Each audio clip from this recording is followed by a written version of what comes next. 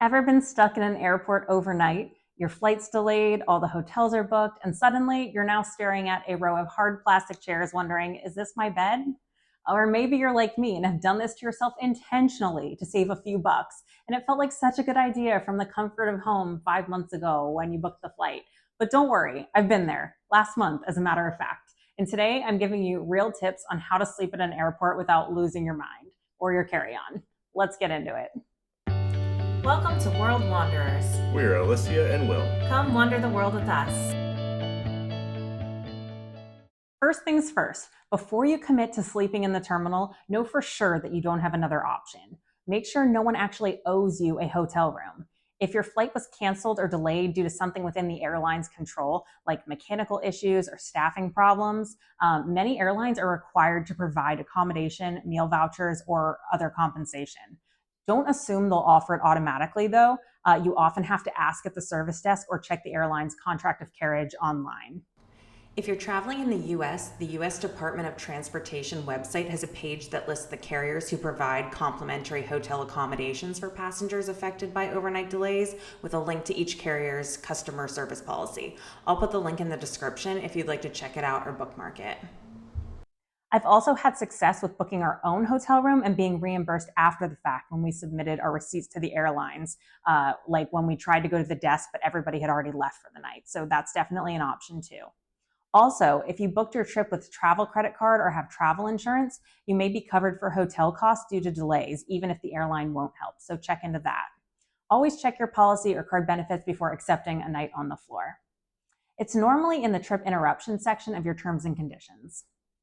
Next, consider lounge options. If you're at a mid-sized to larger airport, check if there's a lounge open. I swear by our credit cards like Chase Sapphire Reserve and Amex Platinum that include Priority Pass lounge access, as well as access to their own branded lounges. I've used these lounges often to get a few hours of sleep in their darkened rooms with couches made specifically for sleeping.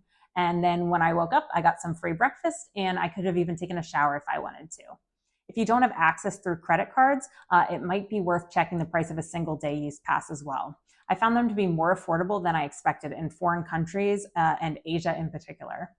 If you've exhausted this option and decided to sleep in the terminal, location is everything. You can't sleep just anywhere. Look for quiet corners or empty gates where people aren't going to be boarding at 3 a.m. I'll start by checking for rest areas that have padded benches. If you're lucky, some airports have designated sleep zones or even sleep pods. Check the airport map or ask at an info desk. Avoid loudspeaker zones, cleaning crew routes, and anywhere near food courts unless the food courts are already closed for the night. Sleeping in an airport is 100% easier if you're prepared. Here's what I always keep in my carry-on just in case. First, a neck pillow or inflatable travel pillow. I like this ostrich style one, which can be blown up and used in a variety of ways. I also always take earplugs with me everywhere, and if you're sensitive to light, consider an eye mask as well.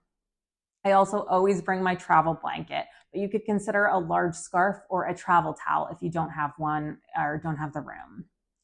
Don't skip this one because airports get cold at night with the AC blasting when all the bodies aren't there adding heat. So definitely make sure you're not freezing because that'll make it really hard to fall asleep. I also never leave home without a portable charger.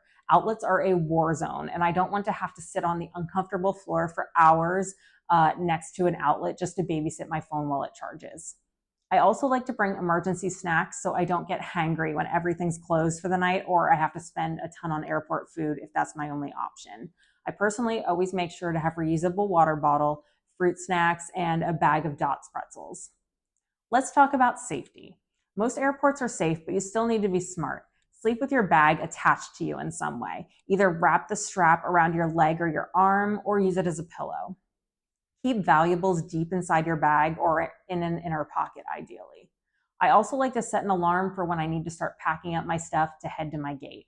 I sleep better if I'm not constantly paranoid about checking the time or oversleeping.